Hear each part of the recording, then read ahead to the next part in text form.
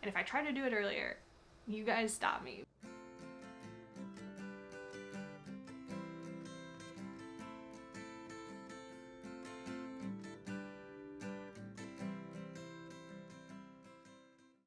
Hi, I'm Rachel and welcome back to Auxhart Gardening. Today I'm sharing with you 8 things that went wrong with my summer garden, so hopefully you don't make the same mistakes that I did. So the first thing that I noticed went really wrong was trying to do all of my beans in containers. I tried to do my bush beans in containers, and I tried to do my pole beans on a trellis in containers. So I would like set the container right up next to the trellis, and I was hoping that they would just grow up it. And in both cases, I got very small plants. Perhaps I planted the seeds like too many to a container, but also they just didn't have that much room and access to very much nutrients. And I know that they could do better because what I did in second summer, maybe in about like the end of July, August time period, I planted a second round of beans, both the pole beans and the bush beans, straight into the ground. So I did bush beans in my raised bed, and I put like a pile of compost on the ground next to my trellis and just planted beans straight into that. And in both of those cases, I got amazing results. Now, the bush beans didn't do as well as they could have because I had a pretty rampant caterpillar problem, but the caterpillars were the problem, right? It wasn't that they were crowded in containers, and despite the caterpillar problem, I still got a pretty hefty harvest off of those beans. So the first takeaway here is that doing beans in containers, like, it will work, but you're not going to see the same production from those plants as you would if you put them in the ground. So if you're looking to plant beans for production, you're hoping to have a lot of them, you're either going to need a lot of containers or you're going to need to put them in the ground. The second big fail that I had this summer was with my squash. I had planted cucumbers, I had planted pumpkin, I had planted spaghetti squash, and so spaghetti squash was a second summer thing, and I'll get to that in a second, but the pumpkin and the cucumbers did really poorly for 2 reasons. The first reason is that I planted them in kind of a shady space, and I figured they wouldn't do quite as well because of that, and so I was already prepared for that. And they were doing like mildly okay until the squash bugs hit. And y'all who have seen my squash bug videos have seen just how many of them there were. I let the problem get completely out of hand. I sometimes think if I had like known what those bugs were earlier and like been picking them off from the beginning, that the problem wouldn't have gotten as bad as it did and killed off my plants. However, going into next year, I'm definitely taking more precautions to make sure that the squash bugs aren't a problem in the first place.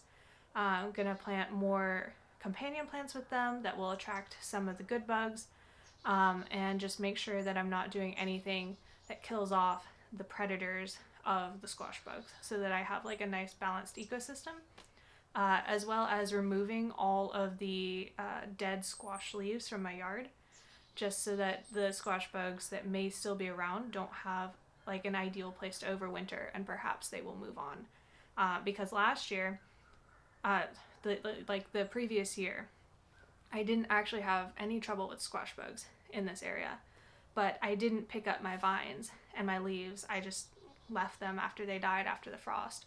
And so perhaps the squash bugs were attracted to that, they overwintered here, and then they exploded this past year. Now with the spaghetti squash, it was a little bit of squash bugs, but it was also the fact that I transplanted my spaghetti squash.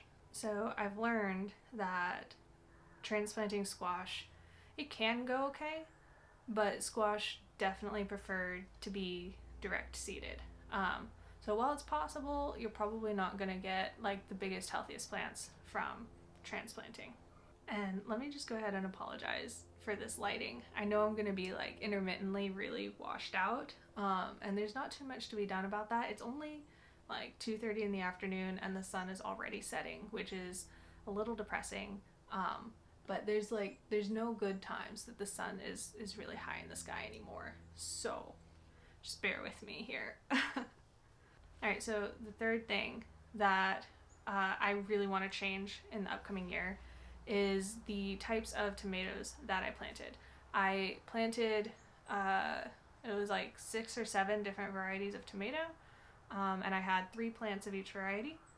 And while nothing particularly went wrong with the fact that I had so many varieties, the purpose that I was growing tomatoes for was primarily to make sauce. And I discovered this year also that I'm like just not that big a fan of raw tomatoes. And I really wish that I was, because they look delicious, and my friends who are into tomatoes tell me that they were really delicious tomatoes. But most of the tomato varieties that I grew were not really good for sauce tomatoes. And I had no like concept previously of how many tomatoes it requires to make a usable amount of sauce. And so I like just severely underestimated that like 3 plants worth of paste tomatoes would be enough to make sauce. It was not. So I think in the upcoming summer, what I'm gonna do is choose 2 varieties.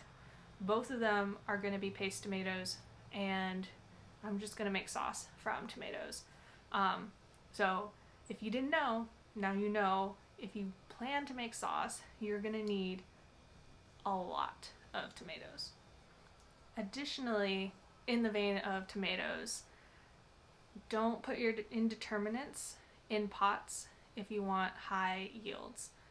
Determinants probably would work okay in pots. I didn't do any determinants this year besides my like little baby ones, and you know they were only supposed to grow like 6 inches tall anyway.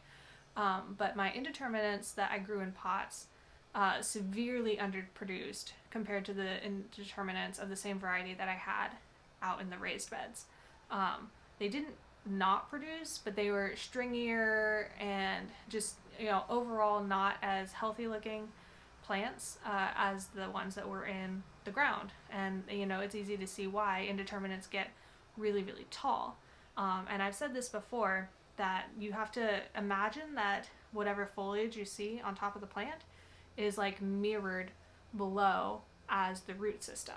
And so if your plant is real big on top, but it's in a pot, it doesn't have the room for that mirrored root system that it would need to support all of that foliage. And so that's basically what happened with my tomatoes, you know. And you can grow any kind of tomato in a pot. You just have to be prepared that it's not going to get as big or be as healthy as something that you put in the ground. All right, so number 5 is that I put out my peppers the same time that I put out my tomatoes. And this is a problem because tomatoes can handle like a little bit colder weather than peppers can. And while it didn't kill my peppers, it definitely stunted them.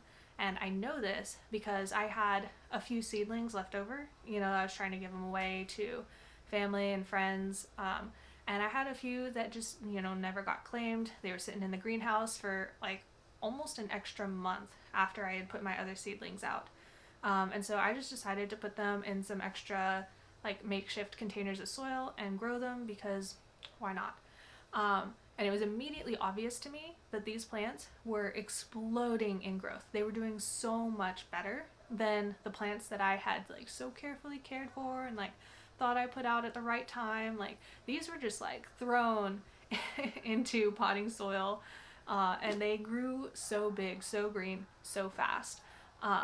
And you know, they just immediately outperformed all of my other pepper plants. And so definitely this year I'm going to be waiting until at least May to put out my pepper plants. And if I try to do it earlier, you guys stop me, because you know, you get really excited and you really want to get your plants in the ground. But you know, with the peppers, they really need that warmer weather like from the get-go. And it was obvious that all of my plants were stunted this year because I rushed it. All right, number 6, we're talking about tomatillos. Now, tomatillos are not self-pollinating the way that your peppers and tomatoes are. So with peppers and tomatoes, basically everything that the plant needs to reproduce is in a single flower. But tomatillos need 2 different plants worth of flower to cross to be able to make their fruit. And so I knew this going into it, and I got 2 plants. I put them right next to each other. I thought, this will be fine. And this was probably a combination of things. After seeing that I was getting low percentage of like fruit setting compared to the number of flowers I was seeing on the plants, I found out that most people recommend something like 7 tomatillo plants, like in a grouping, to get good fruit set. So that's one thing that went wrong. And the second thing is I also made the mistake of putting my tomatillos in containers. And if you remember at the end of the season, these things were everywhere. They were like hanging all over the place. I had to start cutting them back because they were like kind of taking over the yard. And so I definitely didn't give them enough room in their containers to like really grow to their full potential. Okay, and these last 2 are going to be, they're really similar problems, but at the same time different. So we'll start with the cilantro that I tried to grow over the summer. Cilantro, I have found, it's a frost hardy plant. It's not going to live through like a deep freeze. So like if you live up north, maybe above zone 6 or so, cilantro will eventually die. But where I am in zone 7B, I have found that cilantro lives all winter long. It does great. Even with just a little bit of snow that we get here, you know, we'll get like 2 snows a year or something, and it's always like just a little bit of powder. But the cilantro over the winter did great, and so I replanted more in the spring going into summer. And with the way our summers get here, the cilantro like basically didn't get big enough to harvest even like anything from before it just immediately started bolting. So my summer cilantro was kind of a big fail because I was like really counting on it to go in my salsas and my guacamoles, and like I was growing all the salsa stuff and I could not get my hands on fresh cilantro from the garden to go in it. So that was disappointing. But you know, I just have to work with my season and grow my cilantro over winter, and I'm like actively getting ready to try and preserve some of that so that I can have my garden fresh cilantro when the tomatoes come in, when the peppers are coming in for those salsas. And the other thing I tried to grow in the middle of summer that did not do well was carrots. And you know, carrots are really a well-known cool weather crop, but I had found a variety that said that they like stood up to the heat really well, and I was like, yeah, like I'll try and grow carrots in the middle of the summer because these are like a heat tolerant variety. And that is probably a misinterpretation of what they were trying to say about the carrot variety. Probably what they meant was if you plant them in the spring, they won't bolt as soon as it starts getting warm in the summer. Like you have more time into the summer to harvest those carrots. Because at the time that I tried planting those carrots, it was way too hot, I know now, for them to germinate properly. So I got really, really poor germination, and then most of the plants that did germinate, they were either eaten by deer or they just kind of like withered and died, you know? They were not healthy carrots. I got no harvest. So summer carrots, not a thing. However, I will be, you know, using that variety to grow in the spring, knowing that it will survive kind of the warmer weather at the beginning of the summer. Okay, and so just so this isn't just a totally like sad video, I wanted to end it with a few of the things that did work really well. The tomato pepper spacing experiment, I think, went really well.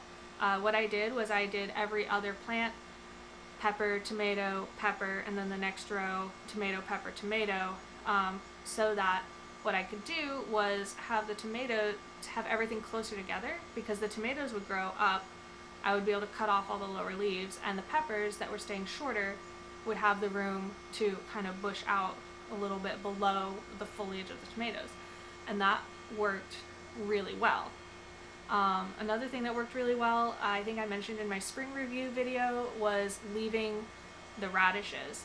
I'm pretty convinced that they brought in pollinators earlier because they were bolting, and also probably kept a lot of pests at bay because a lot of pests are kind of repelled by brassicas. I also think my method of mulching worked really well. I've just been buying rabbit bedding from the store, and because I have such a small area that I'm mulching, you know, that's affordable for me. And it's also a good option for me because I don't have access to like a big yard that's going to be full of leaves for me to rake. I don't have a lawnmower to kind of mulch those over. And so I was just buying, you know, aspen, rabbit bedding, wood chip, shreds from the store, and I had almost no weeds in my garden until I started planting all of my root vegetables. You know, the mulch was starting to break down, and I haven't put a new layer on yet. And this is the first time that I've seen any sort of real weed pressure in my garden. So I think this is like a really good mulching option. Also, I really like the cloth containers that I bought this year. Not only were they like a really good size, they held onto the plants really well. They were cheap. Like I got, how many was it? Like 20 of these for, I don't know, like $20. I'd have to go look. I can put the link in the description where I got them. I just got them off Amazon. But man, I like them. They have handles, they were easy to carry around, and they stood up to the weather really well. Like I can tell that I'm going to be able to reuse these for several years.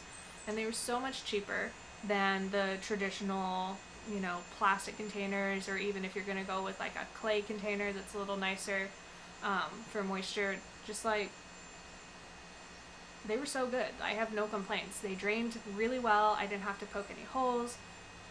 They were just good. So if you're on a budget and you want a lot of containers, I do highly recommend these cloth containers that I got. They were, again, so cheap and just worked really, really well. And no, they're not sponsoring me.